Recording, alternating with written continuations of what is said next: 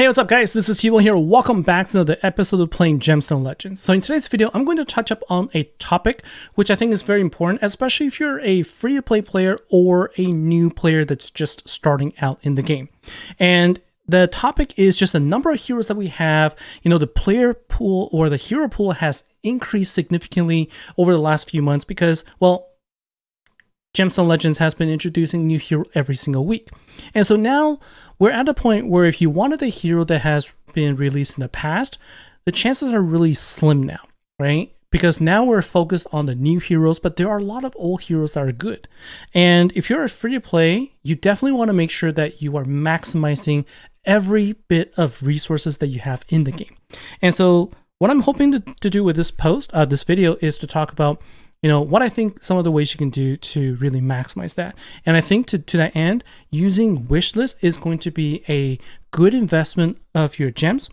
So the way Wishlist works is it does cost you gems to be able to put a hero onto the wishlist, and then what happens is you get a 25% boosted chance of summoning that hero, but then it's not a guarantee. However, if you fail to summon the hero after 3 tries, then the 4th try, I believe, is a guarantee.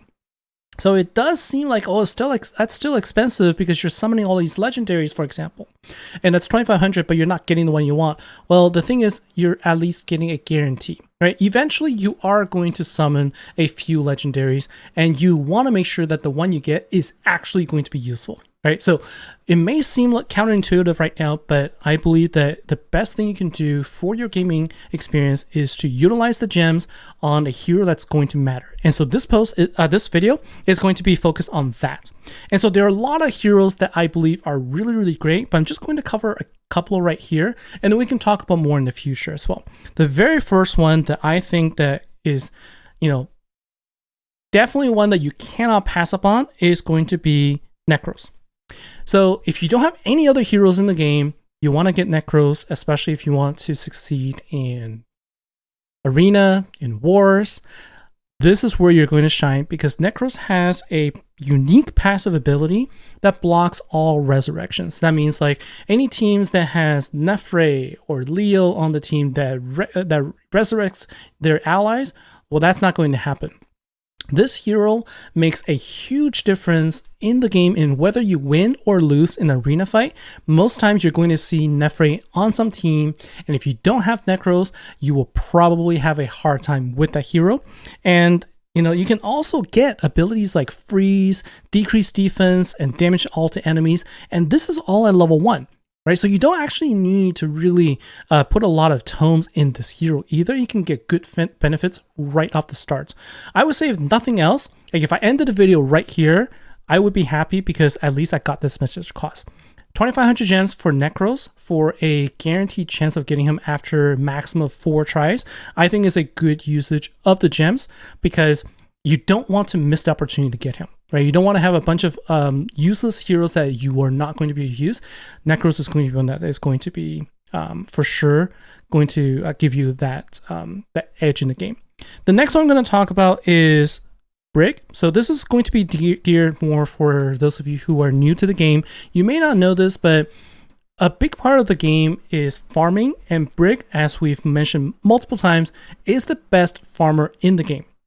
So I think that instead of trying to, you know, use a lot of gold scrolls or silver scrolls to try and just like pull her, and if you don't find her in the shop, well, I think using 250 gems to get Brig quickly is going to be another good investment of your gems as well, because she has this ability to deal damage to the enemies at the beginning of the wave and just makes her a really good farmer. It's easy to build her up and you'll be able to clear waves really quickly. I've made a video about this in the past. She is wonderful. She does have the legendary counterpart, and that is Brody, but it's 2,500, and I don't consider him to be a must have, especially in the beginning. There are some other heroes I think are, you know, better for this than Brody. Like I would spend my gems elsewhere before going after Brody.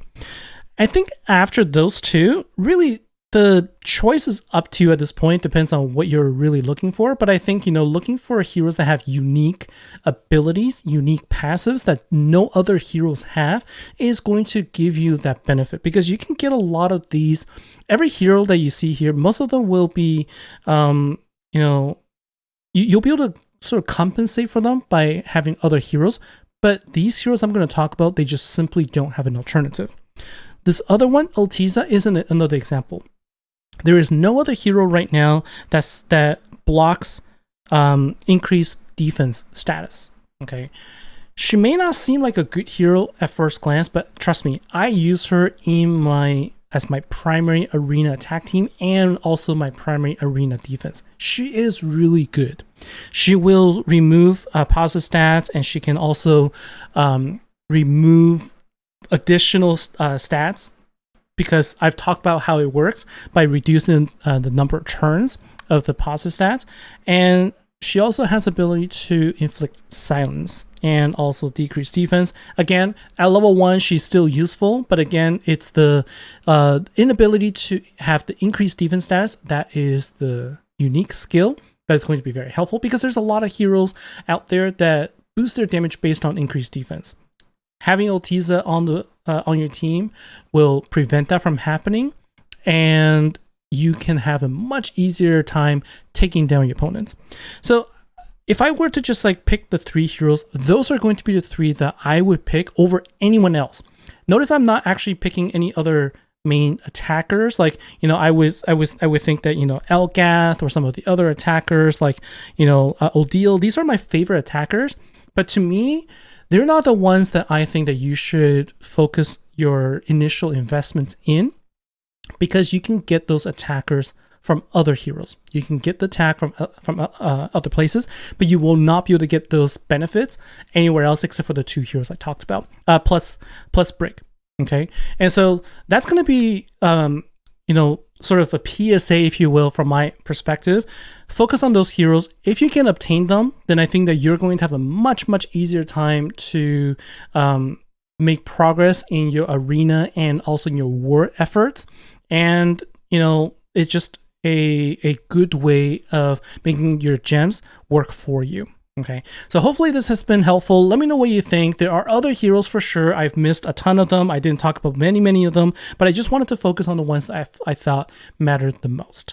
Okay, and so let me know what you think. Give me comments below, and I will go through in more detail some of the other heroes I think are useful and the reasons why and how you can use them in follow-up videos. So that's going to be it from me for today, guys. Thank you very much. Take care, and I'll see you in the next episode. Bye now.